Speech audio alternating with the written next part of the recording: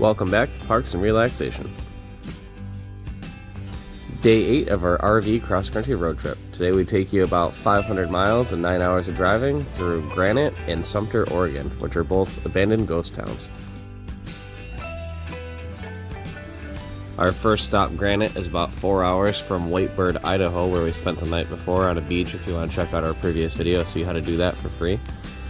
This town was incorporated in 1862, and gold was struck the first time in 1854. The gold was found all the way through 1942 when the federal government actually halted production of gold for World War II. The roads in this town are very steep and difficult to go through with an RV. We're only able to do about half of it. We only visited for about a half hour, got a couple pictures, there wasn't anybody around, and the actual historic little building where they have the museum was locked up, so we weren't able to do very much of it. So we licked our wounds and headed back towards Sumter, Oregon, which is about a 35-minute and a pretty twisty mountainous road to get back down to that area that has a historic dredge from gold mining.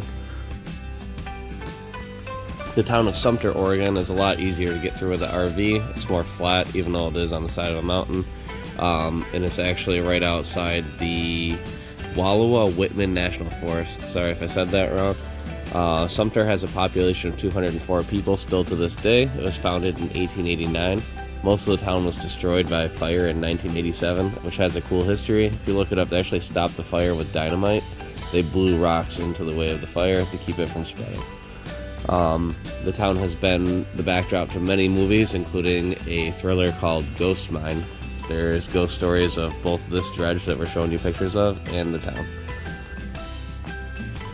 The dredge was built and used between 1912 and 1934. It took 17 men to run it, and as we're walking through, it's the size of a massive house. It's pretty impressive that this thing would just kind of crawl its way across digging for gold.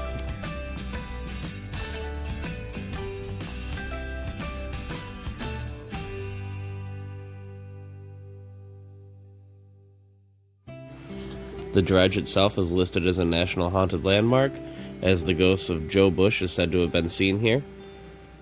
The ghost claims are that you'll see wet footprints be left across the upper and lower decks, and that lights will flicker, and also people have videotaped the gears rocking back and forth.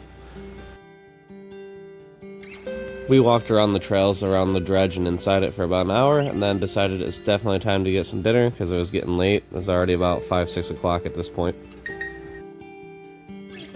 We stopped in one of the local stores and asked, hey, where do you guys eat in town? And everybody at the same time yelled, Carol's Mad Dog Saloon and Restaurant. It was interesting because this far from civilization is hard to get fresh food, and everybody said that Carol's does the best job of getting fresh meats, seafood.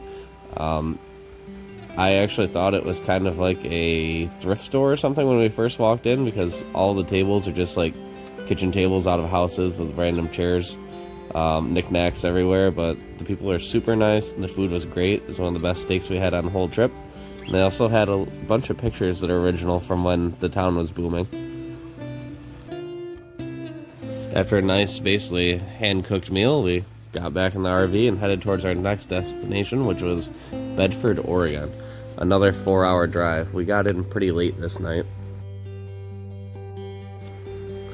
I think that this trip for this day would have been a lot easier in a car, because the 500 miles in 9 hours was definitely not accurate, because you had to go so slow with the RV that it ended up becoming almost a 12-hour drive.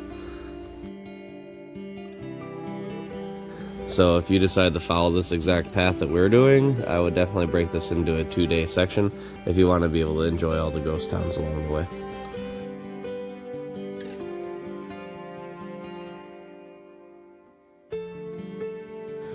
This is some footage of just how beautiful Oregon is.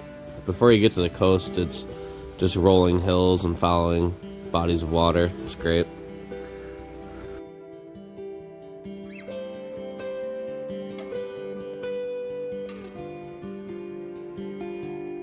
The campsite that we're heading towards is actually 100% free, and it's BLM land, the Bureau of Land Management of the United States, and it's in a city called Redmond, Oregon. Here are the exact coordinates of how to get there. It's actually about 15 minutes outside of the city, which is perfect because there's almost no light pollution at night. We got in so late that we were just exhausted and didn't have time to take night photos, but we got up the next morning and were pleasantly surprised with the surroundings. There's campsites actually right on the cliff of a bend in the river that goes next to it. We got in too late and all those good spots were taken, but we did collect plenty of bugs the night before on the front of the vehicle.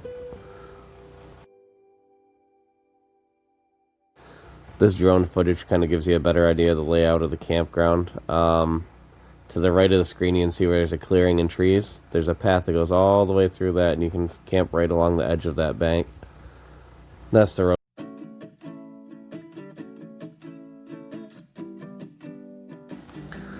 We arose fairly early, made some breakfast, and started heading towards our next leg of the adventure.